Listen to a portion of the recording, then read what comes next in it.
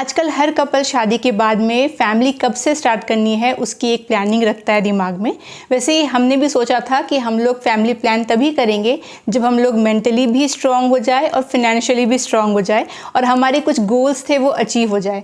तो मुझे भी चाहिए था करियर में थोड़ा अच्छा करना, अंगद को भी चाहिए था मेरे हस्बैंड थोड़ा सा करियर में बेटर कर जाए, खुद का घर हो जाए और भी एक दो छोटी मोटी चेकलिस्ट ही वो सब हो जाए। उसके बाद इत्मीनान से हम लोग फैमिली प्लान करेंगे। और सबसे अच्छी बात ये थी कि बायोलॉजिकली कोई भी क्लॉक मेरा टिक नहीं कर रहा था क्योंकि मेरी शादी बहुत ही जल्दी हो गई थी। तो हमारा प्लान था कि जब मैं 28 की हो जाऊं उसके बाद से हम लोग प्लान करना स्टार्ट करेंगे।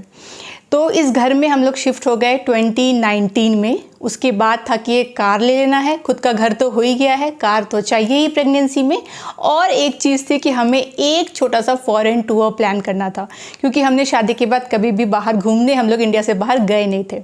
तो बस जैसा प्लान किया था वैसा ही सब कुछ कर लिया, घर आ गए, यहाँ पे गाड़ी ले ली और घूमने का भी टिकट वगैरह सब कुछ कर लिया। तो 2020 में हमारा प्लान था कि स्टार्टिंग ऑफ 2020 में हम लोग फॉरेन टूर करेंगे और उसके बाद से हम लोग अपना बेबी प्लानिंग स्टार्ट करेंगे। फिर जब भगवान की मर्जी होगी तो बेबी हो जाएगा। पर इतने सारे प्लानिंग में एक चीज़ हमें पता नहीं थी, जो कि किसी को भी पता नहीं थी, वो था 2020 का पैंडेमिक। तो मार्च में हमारा प्लान था आउट ऑफ इंडिया जाने का। ऑफ कोर्स उस टाइम पे ही कोरोना वायरस जो है वो हर तरफ फैलना स्टार्ट हो गया था। तो सबसे पहले तो हमने अपना वो अब्रॉड वाला ट्रिप कैंसिल कर दिया। चलो कोई दिक्कत नहीं है, लेकिन दिक्कत ये हो गई कि जिस तरीके से सब कुछ चल रहा था, कोरोना वायरस का कुछ दवाई नहीं था, हमें पता नहीं चल रहा था बाहर क्या चल रहा है। मैं और मेरे हस्बैंड दोनों ही डर गए और स्पेशली मेरे हस्बैंड यानी कि अंगद, उसके तरफ से स्ट्रिक्ट नो हो गया कि अब हम लोग तब तक ये स्टेप नहीं लेने वाले हैं जब तक हमें कोरोना वायरस के बारे में पता ना चल जाए, कुछ वैक्सीन ना निकल जाए, क्योंकि of course it's very unsafe. बहुत ज़्यादा पैनिक हो गए थे और मेरे हस्बैंड बहुत डर गए थे, एकदम ही स्ट्रिक्ट नो हो गया था। मैंने एक पल के लिए भी बोला भी कि कोई नहीं, प्लान करते हैं, अभी पता नहीं पैंडेमिक कब तक रहेगा, ऐसे में क्या सबके बच्चे नहीं होने वाले हैं।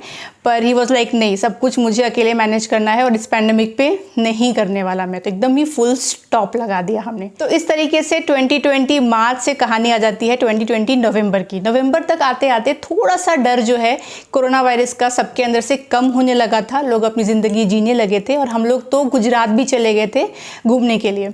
जब मैं गुजरात से आई तो मैंने अंगद को बोला कि अब और लेट करने से फ़ायदा नहीं है, ये कब तक रहेगा पैंडेमिक हमें नहीं पता और सब लोग बाहर निकल रहे हैं, हम भी तो बाहर से होकर आए। आई गेस मैं और लेट नहीं करना चाहती हूँ। तो अब हम लोग जो है प्लानिंग स्टार्ट करेंगे, देखा जाएगा। तो सबसे पहले जैसा सब करते हैं, एक गायनेक के पास हम लोग गए, उनसे जाके हमने बात करी। उन्होंने हमें डूज एंड डोंट्स जो होता है बहुत ही बेसिक सा उन्होंने हमें बता दिया। मेरा उन्होंने कोई टेस्ट नहीं किया था, कोई भी तरीके का टेस्ट ना मेरा हुआ ना अंगद का हुआ। सीधा उन्होंने हमें बता दिया कि कब कब कैसे प्लान करना है, बस बहुत ही बेसिक सा। और हमें कहा कि आप अभी से लेकर के 1 साल तक का समय लगता है किसी भी हेल्दी कपल को भी कंसीव करने के लिए। तो टेंशन नहीं लेना है बिल्कुल भी, अभी आपकी एज नहीं है, इतना ज़्यादा आपको परेशान होने की ज़रूरत नहीं है। बस आप लोग प्लान करिए और 1 साल के अंदर अगर आपको नेचुरली कंसीव नहीं हो पाता है फिर आपको आगे डॉक्टर से मिलने की ज़रूरत है। तो हम लोग भी बिल्कुल टेंशन फ्री होकर के घर आ गए। उसके बाद से कहानी दिसंबर, जनवरी, फेब, मार्च, अप्रैल, मई, जून भी आ गया और हम लोगों ने अभी तक नेचुरली कंसीव नहीं किया था। पर क्योंकि डॉक्टर ने हमें डराया नहीं था, बस इतना बोला था 1 साल का भी समय लगता है, तो कोई टेंशन भी मैं नहीं ले रही थी। पर एक चीज़ है जो मैंने नोटिस करना स्टार्ट कर दिया था, जो मुझे शायद नेगलेक्ट नहीं करना चाहिए था पर मैंने नेगलेक्ट किया, और वो ये है कि जब से हमने प्लान करना स्टार्ट किया ना, उसके 2 महीने के बाद से ही मेरे जो पीरियड्स थे वो थोड़े दिन डिले होने लगे थे। मतलब स्टार्टिंग में जैसे 4-5 दिन डिले हो गए, उसके बाद मुझे याद है 1 हफ्ता डिले हो गए, एक बार उससे ज़्यादा डिले हो गए। तो मुझे ये लगा कि क्योंकि हम लोग प्लान कर रहे हैं तो उसकी वजह से हो रहा है। मैंने थोड़ा सा लाइटली लिया, पहले कभी मुझे ये प्रॉब्लम नहीं आई थी और मैंने सोचा नहीं कि मुझे डॉक्टर को दिखाना चाहिए इस बारे में। और बस इस तरीके से कुछ मंथ्स बीतने लगे। कहानी आ गई जून 2021 की। तब तक भी कंसीव नहीं हुआ था पर कोरोना वायरस की वैक्सीन आ गई थी। तो पहला डोज वैक्सीन का मैंने उस टाइम पे जून में लिया। तो जिस दिन मैंने ये वैक्सीन लिया ना, शायद से 6 जून था, मुझे डेट भी याद आ रहा है, उस दिन से मेरे पीरियड्स आने में अभी काफ़ी दिन थे। एक तो डिले, वैसे भी मेरे पीरियड्स साइकिल चल रहे थे तो मैं उतना ट्रैक तो नहीं कर पा रही थी, पर फिर भी अगर सही टाइम पे आते भी फिर भी थोड़े टाइम बाकी थे। पर जिस दिन मैंने वैक्सीन लिया उस दिन शाम को ही मेरे पीरियड स्टार्ट हो गए। तो मुझे कुछ समझ नहीं आया। मैंने अंगद को बोला कि ये तो पॉसिबल ही नहीं है, काफ़ी मंथ से तो डिले हो रहा है और अभी टाइम से पहले ही आ गया। तो पता नहीं क्या हुआ। फिर हमने थोड़ा बहुत गूगल किया तो हमें पता चला कि वैक्सीन की वजह से थोड़ा बहुत पीरियड्स ऊपर नीचे होता है, टेंशन की बात नहीं है। तो हमने इस बात को जाने दिया। लेकिन दिक्कत तब आ गई जब 1 हफ्ते बीत गए और मेरा पीरियड स्टॉप ही नहीं हुआ। जनरली मेरे पीरियड्स 5 डेज़ के होते हैं, इस बारी 7 डेज़ के ऊपर हो गया और वो स्टॉप नहीं हुआ। तब जाके मैंने अंगद को बोला कि आई थिंक मुझे किसी डॉक्टर को दिखाना चाहिए।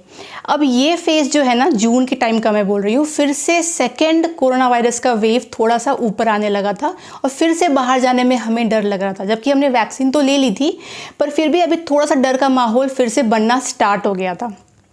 तो हमने सोचा कि चलो ठीक है, डॉक्टर दिखाते हैं। पर जो पहले वाली गायनेक थी, मैं उससे उतना सेटिस्फाइड नहीं थी, क्योंकि उन्होंने कोई टेस्ट नहीं बोला, कुछ नहीं बोला, बहुत लाइटली लिया। तो मैंने अंगद को बोला कि मुझे वहाँ नहीं जाना है। तो अगेन गूगल ही एक रास्ता है, तो मैंने गूगल किया और मुझे एक बहुत ही थोड़े दूर में पर एक बहुत ही अच्छी डॉक्टर मिली, जिनका रेटिंग्स भी बहुत अच्छा था, रिव्यूज़ बहुत अच्छे थे। तो मैंने कहा चलो यहीं पे जाते हैं और इनसे बात करते हैं। तो मैं उनके पास गई, मैंने उनको बताया, तो उन्होंने मुझे कुछ टेस्ट लिख दिए। उन्होंने कहा सबसे पहले कल सुबह आप ये ब्लड टेस्ट करवा लो, उसके बाद हम देखते हैं कि क्या बात है। और ये जो आपके पीरियड्स जल्दी आ गए हैं, ये वैक्सीन की वजह से हो सकता है साइड इफेक्ट हो, तो इसमें टेंशन लेने की बात नहीं है, पर ब्लीडिंग स्टॉप करना आपका भी ज़रूरत है। तो उन्होंने मुझे M-Pause करके एक मेडिसिन आती है, वो मेडिसिन दे दिया और बोला कि ये आप खा लो। आई गेस कुछ 3 दिन के लिए मुझे खाना था और कहा कि ब्लीडिंग आपकी स्टॉप हो जाएगी और तब तक आप ये टेस्ट करा लो। वीडियो थोड़ा लंबा होगा, मैं कुछ कर नहीं सकती हूँ क्योंकि कहानी बहुत लंबी है, फॉरवर्ड मत करिए, पूरा सुनिए, आपकी ज़रूर हेल्प होगी। तो उसके बाद में मैंने ठीक है, सुबह गई मैं, जाकर के मैंने सारे टेस्ट करा लिए, शाम को रिपोर्ट्स भी आ गए। तो रिपोर्ट्स में सारे ही टेस्ट जो थे वो नॉर्मल आ रहे थे, सब कुछ। एक्चुअली वो उन्होंने मुझसे प्रेगनेंसी प्रोफाइल टेस्ट करवाया था, सारे पैरामीटर्स जो थे मेरे नॉर्मल थे। सिर्फ एक चीज़ थी जो बहुत ज़्यादा हाई आई थी और वो है AMH। AMH का मतलब होता है एंटी मुलेरियन हार्मोन। मेरा AMH आया 14, जबकि AMH आपको 3 से अंदर अगर आता है, आई थिंक 1 to 3 अगर आता है, वैसे थोड़ा बहुत ऊपर नीचे हो सकता है, पर आई गेस 1 to 3 अगर आए तो आपका ऑप्टिमम प्रेगनेंसी हेल्थ होता है। मेरा वो 14 आया। तो वो देखते ही मैं समझ गई, थोड़ा बहुत मैंने गूगल किया ऑफ कोर्स, और मुझे पता चला कि ये PCOS में होता है। फिर गई, डॉक्टर से अपॉइंटमेंट था नेक्स्ट डे का। उनको जैसे ये रिपोर्ट दिखाया, उन्होंने कहा कि आपको PCOS है, इसलिए AMH इतना आया है हाई, और इसीलिए आपको नेचुरली अभी तक कंसीव नहीं हो पाया है। जब तक आपका PCOS हाई है तब तक आप रेगुलरली ओव्यूलेट ही नहीं कर रहे होंगे। पीरियड्स आपके आ रहे हैं ऊपर नीचे होके, दैट्स ओके, बट इसका मतलब ये नहीं है कि आप ओव्यूलेट भी कर रहे हो। पीरियड्स आना और ओव्यूलेशन के साथ में साइकिल का चलना दोनों अलग अलग चीज़ें हैं। तो क्या कभी आपने अपना ओव्यूलेशन ट्रैक किया है? और मैंने तब तक कुछ भी ट्रैक नहीं किया था, क्योंकि पिछले 6 महीने से, जैसा हमें डॉक्टर ने कहा था, बस डेज़ कुछ फॉलो करके मैं ऐसे ही कर रहे थे। तो उन्होंने कहा था कि कुछ भी आपको ज़्यादा फॉलो करने की ज़रूरत नहीं, टेंशन लेने की ज़रूरत नहीं है। तो मैं कोई टेंशन ले नहीं रही थी। तो मैंने कहा मैंने कभी भी ट्रैक नहीं किया है, ना तो मैंने किट से ट्रैक किया है और कुछ तरीके से भी नहीं किया है। तो उन्होंने कहा कि सबसे पहले आपका भी एक अल्ट्रासाउंड होगा और उससे चलेगा पता कि क्या आपको PCOS अगर है तो आपके ऑफ कोर्स ओवरीज में सिस्ट होंगे, तो वो हम चेक कर लेते हैं। मैंने कहा ठीक है। तो वहीं के वहीं उन्होंने मुझसे सोनोग्राफी किया और जिसमें ऑब्वियसली उन्हें सिस्ट दिखा। तो अभी तक कभी मुझे ये प्रॉब्लम नहीं आई थी, और अब जब लाइफ का वो मुकाम आया है कि मैं कंसीव करना चाहती हूँ, मेरा PCOS निकल गया। तो मैं टेंशन में, डॉक्टर को बोला कि क्या करना पड़ेगा। तो उन्होंने मुझे सजेस्ट किया कि कुछ तो पहले मैं मेडिसिन देती हूँ, पीरियड्स का रेगुलर होना बहुत ज़रूरी है, 28 डे साइकिल हो जाए तो बेस्ट होगा। और अभी आपके जो है वो कभी 35 डेज़ हो जा रहा है, कभी 37 डेज़ हो जा रहा है, ये ठीक बात नहीं है, इससे आप कभी भी ओव्यूलेशन ट्रैक नहीं कर पाओगे। तो आप एक काम करो, कुछ मेडिसिन मुझे दे दिया, और मुझे याद है उन्होंने लेट्रोजोल करके एक मेडिसिन मुझे दिया। उन्होंने कहा ये आपको ओव्यूलेशन के लिए हेल्प करेगा, और फिर कुछ और भी मुझे दिए थे जो मेरा पीरियड साइकिल को भी रेगुलेट करेगा। उन्होंने कहा कि अभी ये खा करके आप नॉर्मली ट्राई करो, कुछ करने की ज़रूरत नहीं है। फिर डाइट बताया, थोड़ा एक्सरसाइज बताया, वो सब तो ठीक है। तो मैं घर आ गई। तो इस तरीके से जुलाई और अगस्त मैं ये दवाई खा करके मैंने ट्राई किया। पीरियड्स जो है मेरे वो दवाई की वजह से टाइम पे आने लगे, क्योंकि आप दवाई खाते हो तो वो आना ही है टाइम पे। पर अगेन कंसीव मुझे नहीं हुआ, और मैं फिर से अगस्त के और लगभग 10-12 अगस्त हुए होंगे, मैं फिर से डॉक्टर के पास गई कि 2 महीने हो गए, कोई रिज़ल्ट भी नहीं है, मेरा थोड़ा सा वेट पुट ऑन हो रहा है ऑफ कोर्स, क्योंकि थोड़ा बहुत मैं हार्मोन्स ले रही हूँ, तो क्या करना है आगे। तो उन्होंने मुझे पता नहीं आज, क्योंकि मुझे बहुत नॉलेज हो गया है जर्नी में चल के चीज़ों के बारे में जान के, तो अब मुझे लगता है कि शायद उन्होंने मुझे कुछ आसान रास्ता बताया होता तो बेटर होता, क्योंकि और भी रास्ते थे, पर खैर उस टाइम पे नसीब में जो था लिखा वो तो हुआ। तो उन्होंने कहा कि हमें आपका डायग्नोस्टिक लैप्रोस्कोपी करना पड़ेगा। तो ये लैप्रोस्कोपी क्या होता है, एक छोटा सा ऑपरेशन होता है। इसमें आपके स्टमक में 3 छोटे छोटे से कट्स किए जाएंगे। एक से वो डालते हैं अंदर एक मशीन, जिससे कि अंदर कैमरा लगा होता है और दिखता है कि अंदर का रिप्रोडक्टिव हेल्थ कैसा है। और भी 2-3 जगह पे, मतलब बेसिकली 3 कहा था उन्होंने, 3 छोटे छोटे हम कट्स करेंगे। और ये एक ही दिन का प्रोसीजर है, सुबह आप एडमिट हो जाओ, शाम को आप घर जा सकते हो। इससे हम देखेंगे कि अंदर और भी चीज़ें कैसी हैं, क्योंकि ज़रूरी नहीं है कि सिर्फ PCOS की वजह से आप नहीं कर पा रहे हो कंसीव। हो सकता है आपका फैलोपियन ट्यूब ब्लॉक हो सकता है अंदर में किसी भी तरीके का प्रॉब्लम और हो सकता है। आपके यूट्रस भी हमें चेक करना पड़ेगा कैसा है, फैलोपियन चेक करना पड़ेगा कैसा है। कई बार अंदर में एडहेसिव हो जाता है, कुछ जाले बन जाती हैं, गांठें बन जाती हैं, तो वो भी हमें चेक करना पड़ेगा। फाइब्रॉइड्स हो सकता है। तो ये सब इश्यूज़ उन्होंने हमें बताए, और इसका इलाज यही है कि हम अंदर एक बार चेक कर लें, फिर बेटर गाइडेंस आपको मिल सकती है। अदरवाइज़ आप वेट करते रहोगे, टाइम निकलता जाएगा। तो हम लोग तो परेशान हो गए। लेकिन उस टाइम पे क्या हुआ ना, क्योंकि जैसा मैंने कहा कि केसेस फिर से बढ़ रहे थे, मेरा बिल्कुल मन नहीं था कि मैं हॉस्पिटल भटकूं और जाकर के और पता करूं और सेकंड ओपिनियन लूं, जो कि मुझे अब लगता है कि शायद मैंने सेकंड ओपिनियन ले लिया होता तो बेटर होता। मुझे ज़रूरत ही नहीं पड़ती इतना एक्सट्रीम करने का, पर मुझे बहुत ट्रस्ट था उस डॉक्टर पे। मैं जनरली भी डॉक्टर्स पे बहुत ट्रस्ट करती हूँ, मैं खुद एक डॉक्टर की बेटी हूँ, तो और उनका एक्सपीरियंस भी बहुत था 30 साल का। सब कुछ मिला के मुझे लगा कि ये सही बोल रही हैं। फिर उन्होंने बताया कि ये थोड़ा महंगा ऑपरेशन होता है, बाकी शहरों का प्राइस तो नहीं पता, पर बैंगलोर में येस इट वाज कॉस्टली, और आपको एक दिन में ये करना है, तो आप बताओ। तो मैंने कहा ठीक है, मैं सोच के बताती हूँ। मैंने अंगद से डिस्कशन किया, अंगद को भी लगा कि ये करवाना ही बेटर है, हाँ, ताकि क्या पता अंदर कोई और प्रॉब्लम निकल जाए, हम कुछ और इलाज कर रहे हैं और टाइम निकलता जा रहा है। तो डॉक्टर बोल रही हैं तो सोच कर ही बोल रही होंगी, तो हमने बोल दिया कि यस हम ये करवाना है, हमें करवाना है। और जस्ट उसके 10-12 दिन के बाद का हमने डेट ले लिया, बस गए और लैप्रोस्कोपी करवाया। एक्सपीरियंस डिटेल में कभी और व्लॉग में बताऊंगी, इसमें बताऊंगी तो बहुत लंबा होगा। लेप्रोस्कोपी करने के बाद डॉक्टर मिलने के लिए आई हमसे शाम को, और उन्होंने कहा कि ऑल गुड, अंदर कोई दिक्कत नहीं है, आपका कोई भी ब्लॉक नहीं है फैलोपियन ट्यूब। और इन दिनों में जब से हमें पता चला था ऑपरेशन करना है, ऐसे लेके जब तक हुआ ऑपरेशन, उन 10-12 दिनों में मैंने ऑफकोर्स बहुत पढ़ाई की इसके बारे में। मैं बहुत डर गई थी ये सोच के कि अगर फैलोपियन ब्लॉक निकला तो बहुत ही डिफ़िकल्ट हो जाता है नेचुरली कंसीव करना। तो उसके बाद तो IVF ही एक रास्ता होता है। तो ये सब पढ़ के मुझे बहुत टेंशन आ गया। तो डॉक्टर जैसे आई, उन्होंने कहा कि फैलोपियन भी ब्लॉक नहीं है, कोई एडेसिव नहीं है, कुछ अंदर में कोई फाइब्रॉइड नहीं है, कोई दिक्कत नहीं है, तो चलो यहाँ से तो ऑल क्लियर है। तो यानी जो भी तुम्हें प्रॉब्लम है वो हार्मोनल प्रॉब्लम है और वो PCOS की वजह से ही है। तो एक तरफ तो बड़ा रिलीफ लगा कि चलो कोई प्रॉब्लम निकला नहीं, और दूसरी तरफ लग रहा था अरे यार ये पता करने के लिए इतना, एक तो लंबा चौड़ा ऑपरेशन हुआ, 10-12 दिन का टेंशन रहा, और अब पता नहीं क्या होगा, ये थोड़े थोड़े से कट्स हैं, वो हील होगा नहीं होगा। पर डॉक्टर ने कहा कि वो हील हो जाएगा, कोई दिक्कत नहीं है।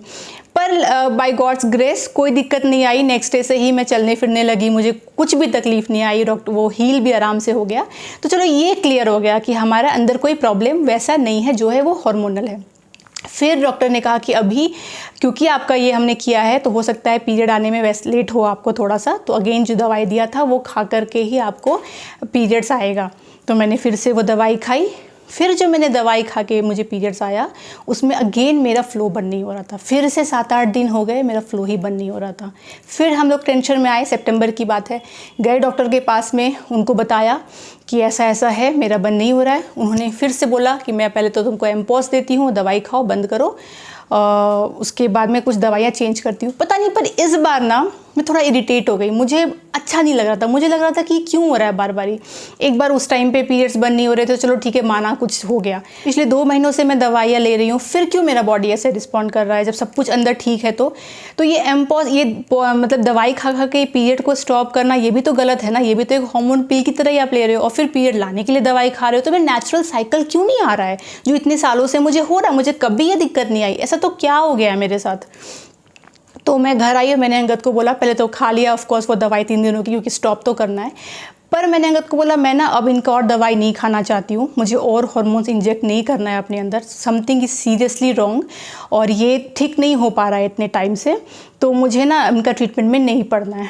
तो ठीक है, नहीं पढ़ना है तो क्या करना है, मतलब मुझे एकदम चिढ़ मच गई थी गायनेक के नाम से कि मुझे जाना ही नहीं, मुझे दवाइयाँ खानी ही नहीं है वो सब।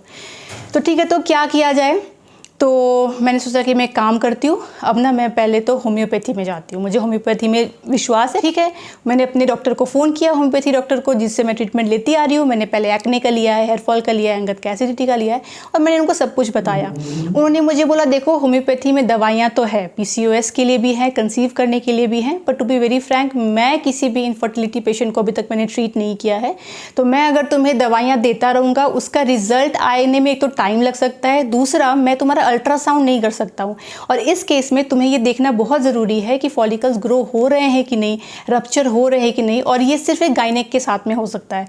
तो आई डोंट थिंक सो तुम्हें इसमें पढ़ना चाहिए, पर फिर भी तुम्हें अगर लगता है तो मैं तुम्हें कुछ मेडिसिन देता हूँ जिससे एटलीस्ट तुम्हारा पीरियड्स टाइम पे आना स्टार्ट हो जाए।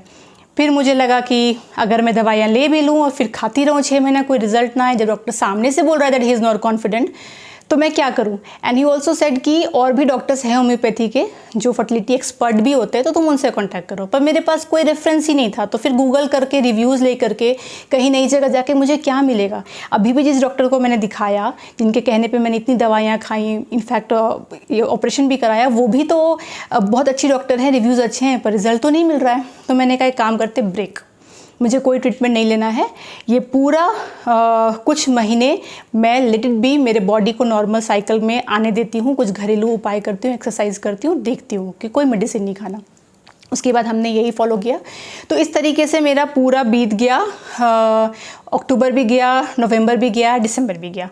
दिसंबर मंथ के बाद में अगेन मुझे बेचैनी स्टार्ट हो गई, क्योंकि साइकिल भी मेरे लेट आ रहे थे नेचुरली, पर अगेन लेट आ रहे थे, कंसीव हो नहीं पा रहा था, कुछ समझ नहीं आ रहा था क्या करूं। थोड़ा मुझे जल्दी जल्दी बोलना पड़ेगा, वीडियो बहुत लंबा हो जाएगा। तो फिर जा कर के दिसंबर एंड आते आते मैंने फिर से सर्च करना स्टार्ट किया कि क्या कर सकते हैं। तो मैंने डिसाइड किया कि ऑल्टरनेटिव मेडिसिन में आयुर्वेदा की तरफ जाते हैं, क्योंकि आयुर्वेदा में बहुत सारी बीमारियों का, क्या इनफैक्ट सभी बीमारियों का कहते हैं कि जड़ से इलाज होता है। तो क्योंकि मेरा सिर्फ हार्मोनल प्रॉब्लम है, तो क्या पता वहाँ पे ठीक हो जाए, वहाँ की दवाइयों से ठीक हो जाए। तो आप लोग अगर मुझे पहले से फॉलो कर रहे हैं तो आप लोग को पता होगा, मैंने अपना आयुर्वेदा ट्रीटमेंट स्टार्ट किया। क्या ट्रीटमेंट थी, क्या क्या फ़ायदा हुआ, इस वीडियो में कवर नहीं कर रही हूँ। प्लीज़ मेरे आने वाले व्लॉग्स देखिएगा। ये सारे पॉइंट्स जो मैंने अभी टच किया है ना, इसके बारे में डिटेल्स में मैं व्लॉग में शेयर करूँगी, तो सब्सक्राइब कर लीजिए ताकि आपको बहुत कुछ पता चलेगा। यहाँ मैं बस आपको एक एक करके बताते जा रही हूँ। वहाँ जाने के बाद में मैंने सबसे पहले अपना पंचकर्मा ट्रीटमेंट करवाया। पंचकर्मा के बाद मुझे डॉक्टर ने बोला उत्तरावस्थी करवाने के लिए। उत्तरावस्थी उन्होंने कहा कि आपके जो सिस्ट हैं उसमें बहुत काम आएंगे, और आपका PCOS ठीक होगा, आपके साइकिल नॉर्मल होंगे, और फिर डेफिनेटली साइकिल नॉर्मल होंगे, सिस्ट जाएगा, तो अपने आप आपका नेचुरल कंसेप्शन हो जाएगा। तो उत्तरावस्थी मैंने ट्रीटमेंट ली। उत्तरावस्थी के बारे में मैं अलग से बताऊँगी। ये ट्रीटमेंट सिर्फ PCOD पेशेंट्स के लिए नहीं है, ये उनके लिए भी है जिनका फेलोपियन ट्यूब में ब्लॉकेज हो जाता है ना, तो नेचुरली वो लोग इसको खोलते हैं। तो आगे के व्लॉग में बताऊंगी, प्लीज़ देखिएगा। तो मैंने कहा ठीक है, अभी बाकी जगह का नहीं पता। बैंगलोर में it's a very expensive treatment. एक ट्रीटमेंट के 6 सेशंस का मुझे 65,000 रुपीज़ लगता था, और उन्होंने कहा कि 3 सेशंस करेंगे, हम 3 महीना करेंगे और तुम्हारा कंसेप्शन हो जाएगा नेचुरली। तो पहले हमने पंचकर्मा कराया फॉर अ मंथ, उसके बाद हमने उत्तरावस्थी कराया। 3 कॉन्जिक्यूटिव मंथ्स हम करवाते रहे, लेकिन उससे भी रिज़ल्ट नहीं आया, और फिर मैंने फाइनली उसको जून में छोड़ दिया करना। पर मैंने 6 महीना खींचा, जबकि 3 सेशन करने थे। क्यों मैंने इतना खींचा, जून तक क्यों आई, वो नेक्स्ट अलग वीडियो में बताऊंगी। जून तक हमने ट्राई किया उत्तरावस्थी। It's not an easy treatment. थोड़ा सा आप जब सुनोगे डिटेल में उसके बारे में तो आपको लगेगा कि बाप रे ऐसा ट्रीटमेंट था, पर मैंने वो भी किया बिकॉज आई वॉन्टेड कि नेचुरली मुझे हो जाए और कोई पिल्स ना लेना पड़े। मेरा अभी तक एक्सपीरियंस अच्छा नहीं था। So January to June we tried Ayurveda and it didn't help। पर अगेन मैंने टेस्ट करवाया, AMH लेवल मेरा 14 से 12 था, तो पर नीचे नहीं आया था, और कंसीव तो मैंने ऑफ कोर्स नहीं किया था। जून में आके डिसाइड किया जून एंड में कि बहुत पैसे वेस्ट कर दिए हैं, अब और इसके पीछे नहीं जाना है। जबकि इट्स एन इफेक्टिव ट्रीटमेंट, पर और हम नहीं खींच सकते हैं इस चीज़ को। नेक्स्ट स्टेप क्या है, आयुर्वेदा तो बंद कर दिया, पर अब कुछ तो करवाना पड़ेगा ना ट्रीटमेंट। कि आप ऐसे ही बैठे बैठ के फिर से भगवान से बनाते रहे कि भगवान को चमत्कार हो जाए, ये तो नहीं हो सकता। तो हमने डिसाइड किया कि चलो हम लोग एक गायनेक से मिल लेते हैं। अब गायनेक ही रास्ता है, कहाँ जाए, सब कुछ तो ट्राई कर लिया। तो गायनेक में मैंने कहा मैं कोई गूगल सर्च करने नहीं बैठने वाली हूँ, बेस्ड ऑन रिव्यूज़ जो हमारे घर के पास बड़ा हॉस्पिटल है वहीं पर चले जाते हैं। वहाँ जाके डॉक्टर को सब कुछ बताया क्या क्या चलता आ रहा है। पहले तो उन्होंने बोला कि 6 महीना ही तुमने ट्राई किया और उसके बाद सीधा तुम्हारा लेप्रोस्कोपी कर लिया गया। तो मैंने कहा क्यों, कुछ गलत हुआ क्या? पर उसमें रिपोर्ट्स तो नॉर्मल आए। तो उन्होंने कहा नहीं, थोड़ा एग्रेसिव हो गया। जनरली 1 साल अगर नहीं कंसीव होता है नेचुरली ना, फिर हम लोग ये सब लिखते हैं। वैसे भी तुम्हें PCOS है वो तो पता चल रहा है। खैर कोई दिक्कत नहीं, करवा लिया तो कोई बात नहीं, कोई दिक्कत नहीं है। पर ऐसा है कि वो तो तुमने पहले करवाया था, मतलब 2021 के अगस्त में करवाया था, और अभी तुम बैठे हो 2022 के जुलाई एंड में, अगस्त फिर से आ गया है, मतलब 1 साल हो गया है। 1 साल में हो सकता है ट्यूब फिर से ब्लॉक हो गया हो। तो ये जो तुम्हारा रिपोर्ट है ना, इसको हम नहीं मानने वाले हैं। तो हमें देखना फिर से पड़ेगा कि कहीं ट्यूब बंद तो नहीं है। और मैंने उनको जब बताया ना कि आयुर्वेदा का जो मेरा ट्रीटमेंट हुआ है, तो जो प्रोसेस होता है उस ट्रीटमेंट का, जब मैंने उनको एक्सप्लेन किया उत्तराबस्ती का, तो उससे उनको और शक हो गया कि तुम्हारा इन्फेक्शन से ट्यूब ब्लॉक हो गया होगा। अभी क्या होता है ना, होम्योपैथी डॉक्टर जो होते हैं वो आयुर्वेदा पे बिलीव नहीं करते। जनरली मैंने देखा है आयुर्वेदा वाले होम्योपैथी पे बिलीव नहीं करते हैं। गायनेक जो होती हैं वो आयुर्वेदा और होम्योपैथी दोनों पे बिलीव नहीं करती हैं। तो ये तो मैं देखती आ रही हूँ कि ये थोड़ा सा रहता है। तो उनको ट्रस्ट नहीं था। मैंने कहा बहुत अच्छा ट्रीटमेंट था मैम, कोई दिक्कत नहीं आई है, मेरे फॉलिकल्स भी ग्रो कर रहे थे, रप्चर कर रहे थे। इट वॉज जस्ट कि बहुत टाइम ले रहा था एंड बहुत महंगा ट्रीटमेंट था। तो हमने उस चीज़ को जाने दिया कितना टाइम हम वो लेते। तो उन्होंने कहा नहीं, पहले तो देखना पड़ेगा ट्यूब पेटेंट है कि नहीं। तो मुझे लगा तो क्या फिर से लैप्रोस्कोपी होगी? तो उन्होंने कहा लैप्रोस्कोपी की ज़रूरत नहीं है, हमें सिर्फ ट्यूब चेक करना है, बाकी ऑर्गन्स नहीं देखना। तो HSG करना पड़ेगा, हिस्टेरोसल्फिनोग्राफी। ये एक छोटा सा टेस्ट होता है, थोड़ा सा पेनफुल होता है।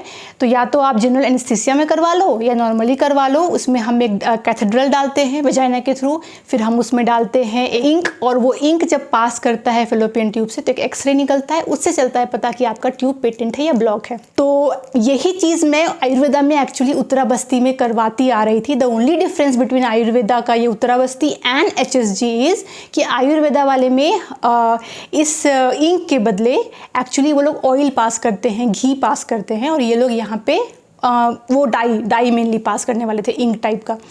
और इन्होंने कहा कि ये फोर्स में डालते हैं डाई, तो थोड़ा पेनफुल होता है। आयुर्वेदा में जो डालते हैं ऑयल वो कम फोर्स में डालते हैं तो कम पेनफुल होता है। तो मैंने कहा कि मुझे पेन में अब नहीं पड़ना है, तो मैं ठीक है, मैंने ऑप्ट कर लिया जनरल एनेस्थीसिया वाला। तो मैंने करवा भी लिया।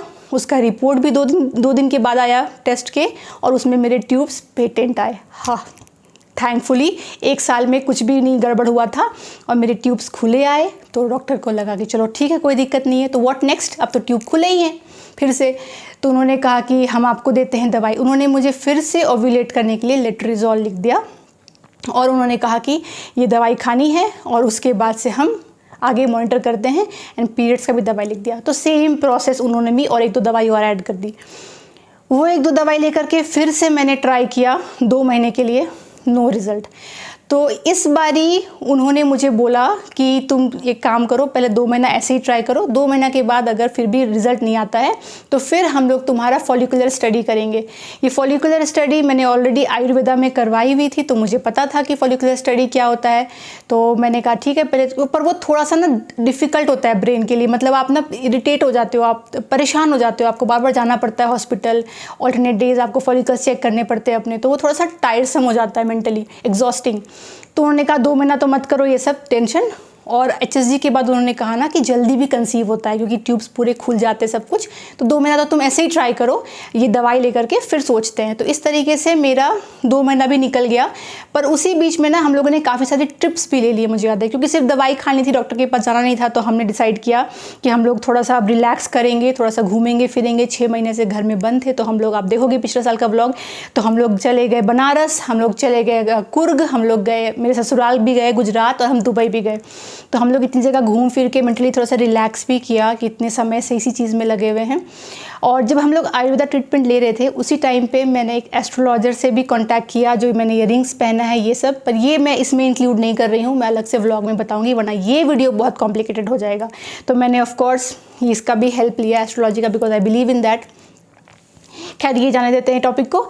फिर इस तरीके से मैंने 2 महीने उनका दवाई लिया और टेक्निकली मुझे अब 3rd मंथ से जाना चाहिए था फॉलिकुलर करवाने के लिए, पर मैंने डिसाइड किया कि नहीं, अभी फेस्टिवल सीजन्स आ गया है, नवरात्रि आ रहा है, हमारा ट्रिप्स भी प्लान है, तो अंगद एक काम करते हैं अब ये साल जाने ही देते हैं, दिसंबर तक अब मुझे कुछ नहीं करना, ये मेडिसिन लेकर ही ट्राई करते हैं, मुझे फॉलिकुलर के झंझट में नहीं पड़ना है, उससे हम बहुत बंध जाते हैं, फिर हमारा जो ट्रिप्स प्लान है वो भी प्रॉब्लम करेगा। तो 2022 ना कुछ लकी नहीं लग रहा है मेरे लिए, मैं इस साल को अब जाने देती हूँ। 2023 से फिर से रीस्टार्ट करेंगे। तो इस तरीके से हमने, आप देखोगे पिछले साल का व्लॉग, तो हम खूब घूम रहे थे, खूब मज़ा कर रहे थे, एकदम ब्रेक ले लिया था मेंटली इन चीज़ों से कि तभी कुछ अच्छा हो सकता है, बहुत टेंशन में थे अदरवाइज़। तो घूमना फिरना हमने सब स्टार्ट कर दिया, थोड़ा सा रिलैक्स किया, दुबई से होकर आए और उसके बाद में फिर से रीस्टार्ट किया। तो फिर हम लोग गए डॉक्टर के पास में दिसंबर में, दुबई से आते ही 2-4 दिनों के अंदर ही हम लोग चले गए। वही डॉक्टर जिसने मेरा HSG किया था उन्हीं को बोला, उन्होंने कहा कहाँ गायब हो गए थे तुम लोग, आए नहीं उसके बाद। मैंने बताया उनको रीज़न कि मुझे बहुत ट्रैवल्स थे और मुझे फिर ब्रेक चाहिए था। Now I am completely mentally strong कि आगे अब जो होना है मैं झेलने को रेडी हूँ, क्योंकि मैं तो ये सोच रही थी कि अब तो कुछ लंबा चौड़ा होने वाला है, क्योंकि लंबा चौड़ा होता आ रहा है। तो उन्होंने कहा कि एक काम करो, सबसे पहले तो अगेन दवाइयाँ वही रहने वाली है, पर फॉलिकुलर करना स्टार्ट करो। पर मेरा दिसंबर में अगेन, नवंबर में जब मैं दुबई में थी, मेरा फिर से पीरियड्स मिस हो गया था, फिर से साइकिल इरेगुलर हो गया था, तो काफ़ी लंबा मिस हो गया था। तो मैंने उनको बताया कि मैं उधर थी, मुझे फिर से नहीं आए। तो उन्होंने सबसे पहले तो कहा कि प्रेगनेंसी टेस्ट करो, क्या पता। मैंने कहा नहीं, ऐसा हो ही नहीं सकता। तो उन्होंने टेस्ट किया, ऑफकोर्स नेगेटिव आया। फिर उन्होंने दवाइयाँ दी, लेट्रिजोल, और बोला कि अब ये दवाइयाँ खानी है तुमको। तब जब पीरियड्स आए तो पीरियड्स लाने को दवाई दिया, पीरियड्स आया, उसके 3rd डे से मुझे लेट्रिजोल दिया गया। तो मैंने उनको बोला मैम ये तो मैं खाती, कितनी बार मैंने खाया, इससे मेरा कुछ नहीं होता। उन्होंने कहा नहीं, इस बार हम मॉनिटर करेंगे, अगर इससे तुम्हारे फॉलिकल ग्रोथ नहीं हो रहे हैं तो मैं तुमको कुछ इंजेक्शन दूंगी जिससे ग्रोथ होंगे। तो let me monitor that first कि तुम्हारा बॉडी रिस्पॉन्ड कैसे करता है इन दवाइयों से। तो मैंने फटाफट वो लेट्रिजोल लेना स्टार्ट किया, 3rd डे से स्टार्ट किया। 3rd डे से 5 दिन का कोर्स था और उसके बाद उन्होंने मुझे 10th डे को बुलाया फर्स्ट फॉलिकुलर स्टडी के लिए। पीरियड के 10th डे को, 8th तक मेरी दवाई ख़त्म हुई, 10th डे को मैं गई। 10th डे को जाके उन्होंने चेक किया और चेक करने के बाद उन्होंने बताया कि आपके जो फॉलिकल हैं वो ग्रो होना स्टार्ट हो गए हैं। और जिस दिन मैं 3rd डे को गई थी ना पीरियड साइकिल के, जब से मुझे लेट्रिजोल खाना था, तो 3rd डे को भी बुलाया था चेक करने को कि अंदर पहले तो एग्स हैं कि नहीं। करेक्ट, 3rd डे को कहा था कि आ जाना जैसे पीरियड साइकिल का हो और आके चेक करेंगे, अगर आपके अंडे हैं कि नहीं पहले तो वो देखना पड़ेगा। तो मेरे को तो पता था होंगे ही, एक तो AMH इतना हाई रहता है। 3rd डे को देखा तो था, फिर दवाइयाँ खाने स्टार्ट की। फिर 10th डे को गई। आपको 18 mm के ऊपर अगर होता है तो फिर वो फॉलिकल आपके रप्चर होते हैं और आपका कंसीव करने का चांस होता है।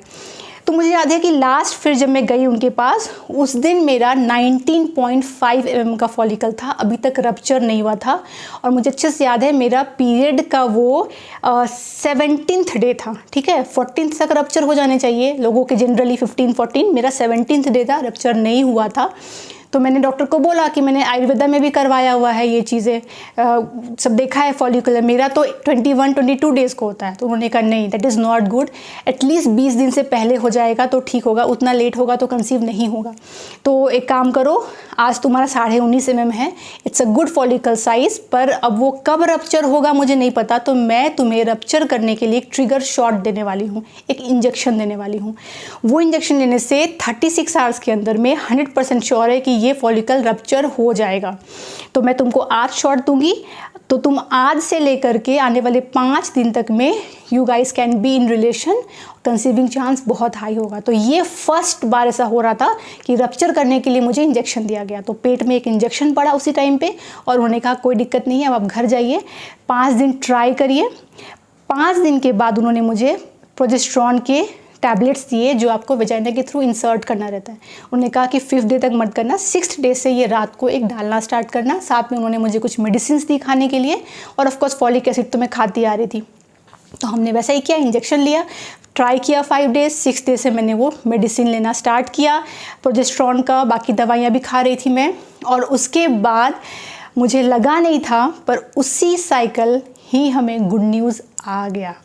मतलब जो प्रॉब्लम थी वो कुछ नहीं थी, वो टाइमली हमारा जो फॉलिकल था वो रप्चर नहीं हो रहा था, मतलब वो 21वां दिन 22वां दिन रप्चर होता था और फिर टाइमली आप ऑफ कोर्स इंटरकोर्स प्लान नहीं कर पाते या कुछ भी हो जाता होगा, आई डोंट नो रीज़न क्या था, या तो कहे तो समय नहीं आया था, है ना, हर चीज़ का समय होता है। बस वो एक इंजेक्शन नहीं लिया था, बाकी तो मैं लेट्रिजोल तो लेती आ रही थी कितने टाइम से, और उसके बाद मुझे बिलीव नहीं हुआ और मैं तो ये प्रिपेयर थी कि 2-3 साइकिल और लगेगा। डॉक्टर ने कहा था अगला बार से देखेंगे, अगला बार से एक काम करेंगे, नेक्स्ट साइकिल से आपको लेट्रिजोल नहीं देंगे, लेट्रिजोल के साथ ऑल्टरनेट में आपको कुछ इंजेक्शंस भी दूंगी जिससे आपका जल्दी फॉलिकल ग्रो होगे, 14-15 डे तक हम मैच्योर कर देंगे और फिर आपका हम ट्रिगर शॉट देंगे तो 16 डे तक आपका रेडी हो जाएगा। तो नेक्स्ट स्टेप ये होना था अगले मंथ से, पर इसी मंथ फर्स्ट ही बार के इंजेक्शन से ही मेरा नेचुरली कंसीव हो गया। इतने समय से इतना भटक रहे थे हम लोग, सोचिए, तो मैंने लेप्रोस्कोपी कराई, मैंने इतना आयुर्वेदा का ट्रीटमेंट लिया जो इतना ज़्यादा पेनफुल था मेरे लिए, इतना ज़्यादा मेंटली प्रॉब्लम था, इतना भटके, इतना टेंशन लिया, कुछ समझ नहीं आ रहा था क्या करे, बीमारी है नहीं तो कंसीव क्यों नहीं हो रहा, डर लगता था सोच के कि लगता है नेक्स्ट स्टेप तो पता नहीं IUI करना पड़ेगा या IVF करना पड़ेगा, कुछ समझ नहीं आ रहा है, HSG भी करवाया, तो इतना कुछ करवाया और सिर्फ एक टाइम के इंजेक्शन से मुझे ईजिली घर में आराम से नेचुरली कंसीव हो गया, मुझे कुछ ऊपर का कुछ करवाना नहीं पड़ा एंड व्हाट अ रिलीफ। तो ये थी मेरी पूरी स्टोरी एंड आई होप इससे आप लोगों को कुछ आइडिया लगा हो कि आपको क्या ट्रीटमेंट लेना है। बाकी जो टॉपिक्स मैंने टच किए हैं, आयुर्वेदा, एस्ट्रोलॉजी, ये सब पे मैं आपको व्लॉग्स में डिटेल दूँगी कि इन सब से मुझे कैसे क्या हेल्प मिली और भगवान से क्या सपोर्ट मिला। बहुत कुछ है शेयर करने के लिए। जो मैं मंदिर गई बनारस, वहाँ से भी मुझे एक्सपीरियंसेस आए। एक्चुअली जब आप सरेंडर करते हो ना तो आपको रिटर्न में मिलता है। खैर, तो यही थी पूरी जर्नी एंड जनवरी में 2023 में मैंने कंसीव किया। सोचिए 2022 के दिसंबर में मैं गई ही डॉक्टर के पास और पीरियड्स लिया, दवाई खा के पीरियड्स किया और ईज़िली कंसीव हो गया और अब मैं 4th मंथ में हूँ एक्चुअली। तो यही थी मेरी पूरी कहानी। बहुत लोग वेट कर रहे थे। होप जो लोग ये देख रहे हैं, कंसीव करने का ट्राई कर रहे हैं, उनको कुछ हेल्प मिली हो। हिम्मत मत हारिए। I know it's a difficult journey. मैंने झेला है इस चीज़ को बहुत लंबा, क्योंकि जिस दिन 2020 के एंड में ही मुझे सोच लिया था मैंने कि अब प्लानिंग करनी है, तब से ही टेंशन एक दिमाग में था कि कब होगा कब होगा कब होगा। और सोचिए पूरा 21 मैंने उस चीज़ को झेला, पूरा 22 मैंने उस चीज़ को झेला। तो लिटरली 2 साल लगे मुझे इस गुड न्यूज़ को पाने में और फिर जब समय आया तो इतनी ईजिली ही हो गया। तो चलिए इसी के साथ मैं आज का वीडियो यहीं तक रखती हूँ। आगे बहुत सारी जर्नी शेयर करने वाली हूँ, मेरा फर्स्ट ट्राइमेस्टर एक्सपीरियंस, जो कॉम्प्लिकेशंस आए वो, और बहुत सारे टॉपिक्स। तो प्लीज़ चैनल को सब्सक्राइब करिए, इस वीडियो को लाइक करिए और इसी तरीके से मुझे सपोर्ट करते रहिए। मेरी आशा है, मेरी उम्मीद है कि आप सभी को जो कंसीव करना चाह रहे हैं वो जल्द से जल्द कंसीव कर ले नेचुरली, बिना ज़्यादा परेशान हुए। मैं तो फिर भी बहुत परेशान हुई, आप इतना परेशान नहीं हो और आपको आराम से ये गुड न्यूज़ मिल जाए। चलिए इसी के साथ मिलती हूँ अगली बार। तब तक आप लोग अपना ख्याल रखिए, मेरे वीडियोज़ को देखते रहिए। Bye bye.